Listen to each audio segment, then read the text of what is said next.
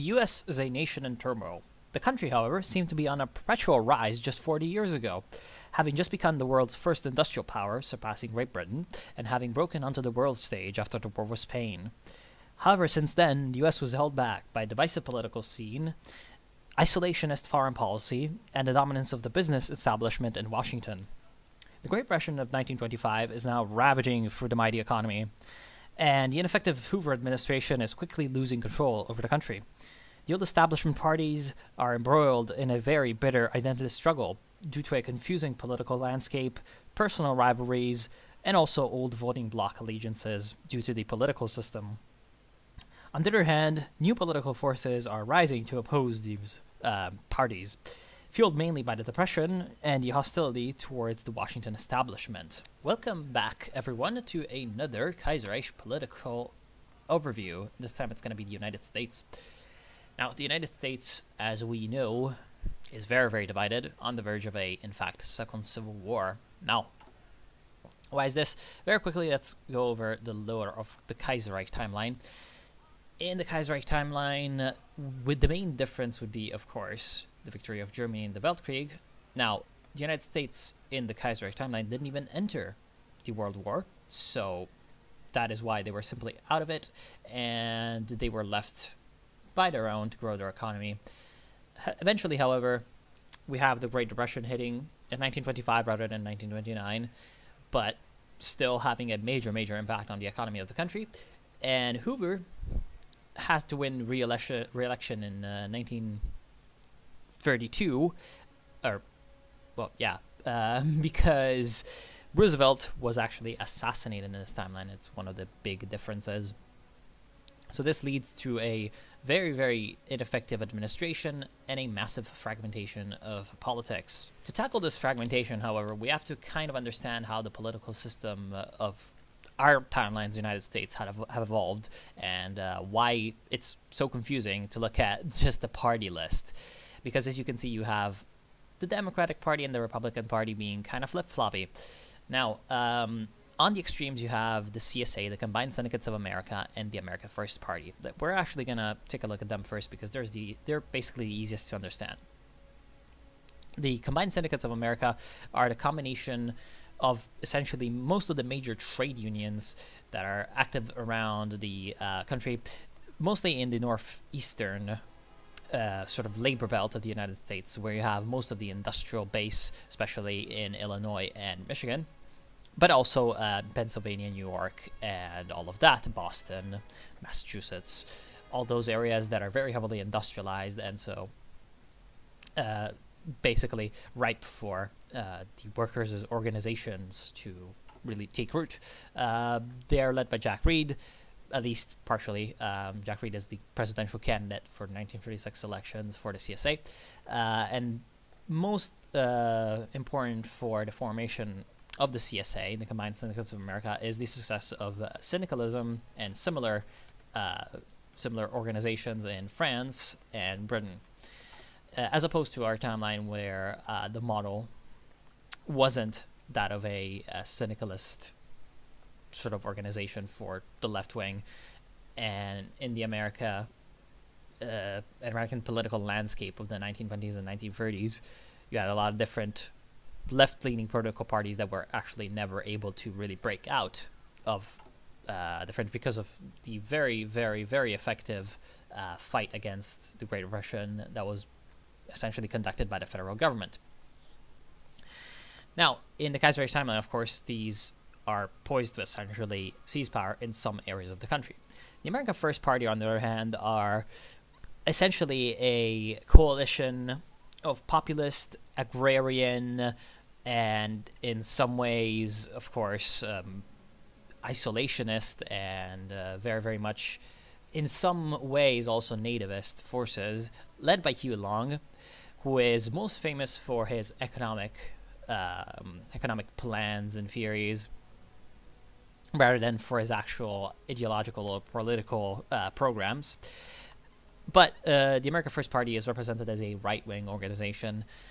You also have sort of extreme elements that are part of the America First Party, like, for example, very, very heavy nativist sort of groups under Pelly, but who is another major leader of the America First Party. But just America First and CSA internal politics are not really the basis for this, which is why I'm really quickly dispatching them. I'm really here to talk about the main sort of the Democratic, the Republican, and the military. Quickly, the military can take over the country, called in by essentially Parliament, so Congress and the Senate, to restore order in case things go a little bit wrong. Now, the military is led by MacArthur, of course, famous general, and its primary objective would be to preserve order. Now, with, of course, the national focus, you have two ways with which you can go about that. You can either be essentially the American Caesar, or Kaiser, and become a dictator, or you can become the American Cincinnatus and restore democracy. That is, just basic choice. And so the MacArthur line isn't all that complicated. More complicated, however, is what is happening with these other parties, the Democrats and the Republicans. Those are the two main ones that you'd expect, but they're a little bit different from what we know in essentially the present today. And that is something that we really have to dig a little bit deep to understand. Now, the United States as a entity was formed out of the 13 colonies that were established by Great Britain. Now, it's important to remember that initially, once these colonies were established, you already had a bit of a sort of autonomous political development inside these areas before the Declaration of Independence. And in part, this was because the American settlers were very, very much eager to essentially take what they felt was good about Britain and make it better, thus making it eventually American. Now, the actual economic heart initially of the United States were Virginia and Carolina, because that was where the big sort of plantations were, and that was what back then was economically viable. So the initial political split was not really so much about the economic model, like later you would see with the American Civil War, with the industrial North versus the rural South. You just had a very, very big split over the issue of centralization. So you had the Federalist Party, that was the party of Adams, versus the Democratic Republicans, that was the party of Madison and Jefferson. Now, the Democratic Republicans, most often called the Republicans, would eventually, during the rule of Andrew Jackson, split off between the National Republicans, into which the Federalists then merged, and the Democratic Party, which were the supporters of Jackson. So having, on one side, the support of essentially a more grassroots democratic, again, decentralization-ish, although that was not entirely what all of that was about, but force, more, sort of appealing to the sort of common American. And then you had the more pro, I guess, back then it was pro-plantation, pro-merchant, because it was still the 1820s back then, National Republicans. National Republicans eventually became the Republicans, and they homogenized the support of the northeastern rising industrial belt, right? So, and also the railroads that were starting to sort of be constructed around the country. And at the same time, the Democrats became very, very quickly the party of the South. Now, by this point, this is about the 1850s, and so you have the westward expansion that is in full swing, and you have the issue of which states were going to become slave states or, free states. But that's very, very complicated, so we're not going to get into that whole business. Just know that essentially at this point you also start to have a conflict over which economic model the United States should have. And so you have the South that is agrarian and a slave society versus the North that is more industrialized and is advocating for free labor.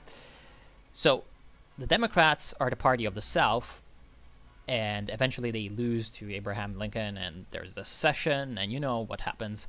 So at the time, it was the Democrats that were the more politically conservative, and it was the Republicans that were more reform-minded and progressive.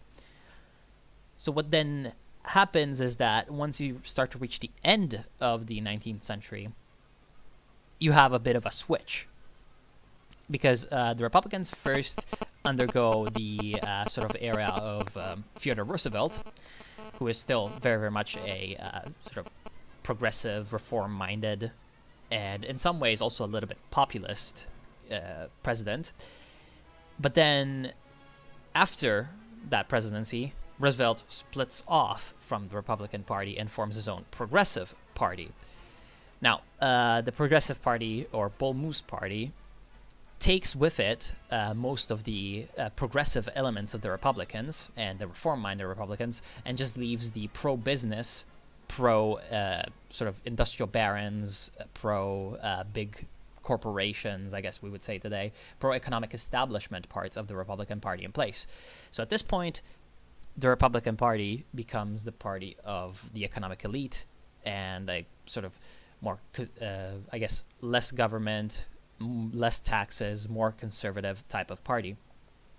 At the same time, you have the rise of the a more liberal wing of the Democratic Party, which, again, at the time it was the conservative Southern Democrats sort of party, under Woodrow Wilson. So Woodrow Wilson, of course, eventually becomes president and takes part of the Democratic establishment to the left. So that's why you have this very, very confusing setup where you have the Social Democrats being a Republican Party wing, then the Social Liberals being a Republican Party wing. Then you have the Social Liberals being Democratic, and then you have another conservative wing of the Republican Party and a conservative wing of the Democratic Party. That is because there are these two sort of parts, and I'm going to have a graph right now flashing up on the screen so that you can understand what the kind of path that they took. Now, in the Kaiserreich timeline, essentially what happens is, instead of the left wing of the Democratic Party becoming essentially hegemonic within the Democratic Party because of the New Deal and the extreme support for FDR's policies, and eventually the fading away of the Southern Democrats, and then the Republicans sweeping in to become the new Southern Party, which is what happened in our timeline. Instead of that happening, what you have is that some of the progressives that had split off from the Republican Party now come back into the Republican Party, and that's where that Social Democratic wing comes in. That is part of what Curtis is all about, and definitely what just gonna spoil it, Quentin Roosevelt, once Curtis dies, can become president for the Republicans, and he's gonna be a Social Democratic candidate. So essentially the role of making the New Deal goes from the Democrats to the Republicans. So it's still the Republicans that are the more left-wing leaning of the two parties, but they still have, of course, that pro-business element that is represented by Herbert Hoover, very, very much classically liberal, that is, of course, sort of market liberal, so that's what it is. Then you have, in sort of the middle, you have the social liberal wing of the Democratic Party that is representing those Wilsonians that are still around under Garner. But you also have remnants of the Southern Democrats, the more conservatives, that are under a conservative wing of the Democratic Party. So that's why you have that kind of split. And it's relatively confusing, but once you get the hang of it, it's no real big problem. Now, let's take a look at what these guys actually want to do. Now, the Democratic Party is, well, a little bit less open to compromise with other political forces. They're definitely a little bit more for the centralization of the country than the Republican Party. Whereas the Republican Party really, with Curtis, they have a figure that is very charismatic and can unite the nation. He's got a lot of, I guess, again, social democratic agendas. That's what we'd call them right now. And what he can do is that he can do the fair deal, right? not the New Deal, the Fair Deal. Those both are based off the Square Deal, which was Theodore Roosevelt's. And that is sort of a massive planning, to essentially enter and invest from the government into the economy and make all these public works to, of course, recover from the Great Depression and usher in a new era of prosperity and all of that for the American people. So that's the very, very basic overview. Now, that's for just the United States. So just United States. Not really covering the CSA and the America First. Now, if you want me to do that, I can do it. And I do that with separate videos because, again, you'd have to go ahead and, start a little bit of a different discussion with those two. Yeah, it's just a very basic overview, and it's not like there's much else to talk about. So yeah, I'm gonna leave you at that. I want to thank you all for watching. I hope you've enjoyed. I will see you soon. Have a nice day.